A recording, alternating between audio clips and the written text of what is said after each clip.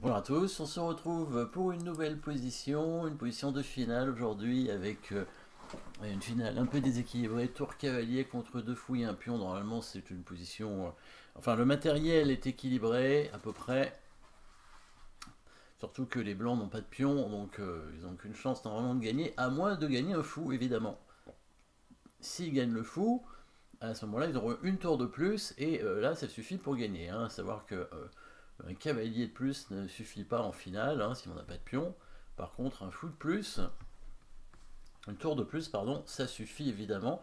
Alors, quel fou on pourrait gagner? Alors, bon, les échecs, il y en a, mais bon, ils sont pas forcément intéressants. Ce qu'il faut, c'est vraiment attaquer un fou. Et le fou à attaquer, évidemment, c'est le fou à 8, apparemment, hein, puisque c'est lui qui est bloqué. L'autre fou peut bouger assez facilement. Donc le coup forcé, vraiment de la position, bon il y a les échecs, encore une fois, ils sont pas très intéressants, donc il y aurait tour C4, mais bon il va bouger son roi, hein, il va attaquer la tour par exemple, ou alors cavalier A5, mais même chose, hein, et du coup son fou va pouvoir jouer sur la diagonale. Non, le vrai coup forcé à chercher en priorité, c'est tour H8, évidemment attaque le fou. Deux possibilités pour les noirs pour défendre ce fou. Soit on le défend en mettant le roi évidemment en B7, soit on le bouge, hein, en mettant le fou en B7. Dans ces cas-là, l'échec du cavalier devient intéressant, puisque ce serait une attaque double, hein, une fourchette, roi fou. Après, le roi peut défendre son fou, mais il y a un souci. Alors, deux options encore pour le roi. Donc la case en C7 qui permet évidemment l'enfilade avec l'échec qui gagne le fou.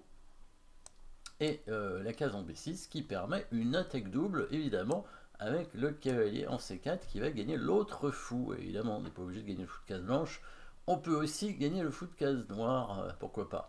Donc du coup, il ne reste qu'une possibilité sur le coup de tour H8, c'est roi en B7 pour défendre son fou, le fou qui reste bloqué. Du coup, si on fait échec avec le cavalier, il va devoir bouger son roi et le fou sera plus protégé, mais il pourra attaquer le cavalier évidemment. Donc si on fait échec avec le cavalier, c'est en A5, hein, pas en C5 puisque la case ici est évidemment contrôlée par le fou. Donc le cavalier vient faire échec, le roi va devoir attaquer le cavalier, mais attention à la fourchette, hein, toujours. Donc il est obligé de se mettre en A6 pour attaquer le cavalier. Là, si on prend le fou, le roi prend le cavalier et la finale est nulle. Hein. Roi tour contre roi fou et même un pion pour les noirs. Pas besoin du pion pour faire nul, mais bon, avec le pion c'est sûr c'est nul. Le cavalier est attaqué, mais il peut partir en attaquant l'autre fou. Du coup, les deux fous sont attaqués. Et là, ça commence à être compliqué pour les noirs. Regardons tout ça. Tour à chute attaque le fou. Du coup, ici, l'option du fou qui bouge fait perdre une pièce, hein, avec cette fourchette ici de cavalier qui gagne le fou E3. Et avec donc cette petite enfilade, hein, qui est aussi une attaque double, qui gagne donc le fou en B7. Donc le bon coup, c'est le roi qui vient en B7, mais le cavalier donne échec. Le roi doit attaquer le cavalier s'il vient en B6. Évidemment, il y a l'échec qui gagne le fou ici directement en E3. Donc il est obligé d'aller en A6. Mais le problème, c'est que le cavalier vient en C4, attaque le fou. Maintenant, les deux fous sont attaqués.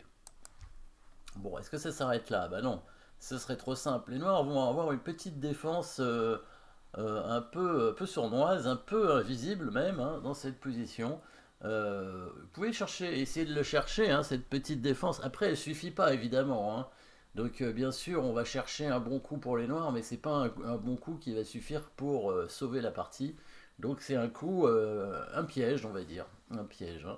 Donc, n'hésitez pas à mettre, évidemment, la pause pour chercher cette petite suite pour les noirs qui permet éventuellement de sauver la partie, mais non, les blancs vont faire eux aussi des bons coups, et donc il n'y aura rien à faire. Donc le fou est perdu, mais quel fou sauver, parce qu'il faut en sauver un quand même.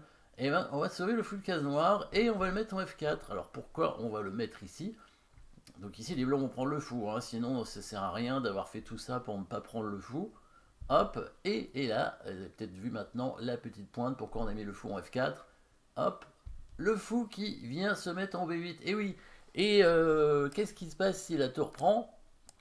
Eh ben c'est le pat, hein, la tour qui vient contrôler la dernière case du roi. Le roi est bloqué et le pion évidemment est bloqué aussi. Hein.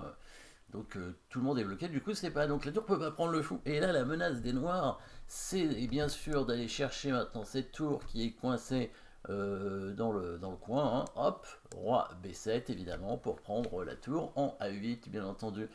Et les blancs évidemment ils avaient tout prévu, ils sont malins, il faut absolument empêcher cette manœuvre du roi. Et donc évidemment vous avez trouvé le coup qui permet d'éviter que le roi vienne en B7 tout simplement. On va mettre le cavalier en A5, et oui, le cavalier en A5 qui contrôle la case. Alors il est en prise, mais maintenant si le roi prend le cavalier, la tour peut prendre le fou, et il n'y a pas de patte évidemment. Là la finale est gagnante facilement, il n'y a plus qu'à ramener le roi, et on va mater le roi noir.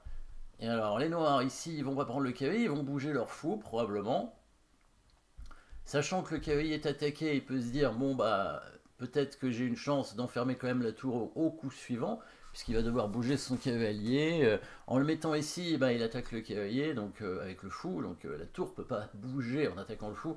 Il aurait mis le fou ailleurs, ça aurait été compliqué pour les noirs, puisque la tour aurait pu attaquer le fou, évidemment. Mais en se mettant en C7, on attaque le cavalier qui bouge, il va pas revenir où il était. Il va pas aller en B7 parce qu'il sera en prise, il va pas aller en C6 sinon il y aura une attaque double, donc c'est la case qui reste, c'est la case en B3, mais à quoi ça sert? Alors maintenant si le roi va attaquer la tour, bah, la tour s'enfuit, donc les noirs sont obligés de recommencer leur chantage hein, avec le patte, mais cette fois le cavalier va venir sur une meilleure case, hein, il va venir sur la case en C5 tout simplement pour contrôler l'arrivée du roi en B7. Voilà, etc. Et là, le roi, bah, cette fois, est en échec. Hein, il va devoir bouger. Et puis, bah, là, la tour va prendre le fou tranquillement. Et le roi blanc va revenir. Et ça va être gagné assez facilement. Le pion ne peut rien faire. Il n'est pas assez avancé. Et le roi blanc, en plus, est très près. Voilà. Petite étude simple hein, qui permet bah, de gagner une pièce, de voir quelques petites menaces tactiques, hein, avec quelques thèmes tactiques tels que l'attaque double, et puis bien sûr le blocage avec le pat, petite défense des noirs qui a été évitée par les blancs grâce, grâce à une déviation finalement, hein, avec le cavalier en A5, on dévie le roi pour éviter qu'il ne vienne en B7. Voilà, merci d'avoir suivi cette position, n'oubliez pas de vous abonner, et à très bientôt.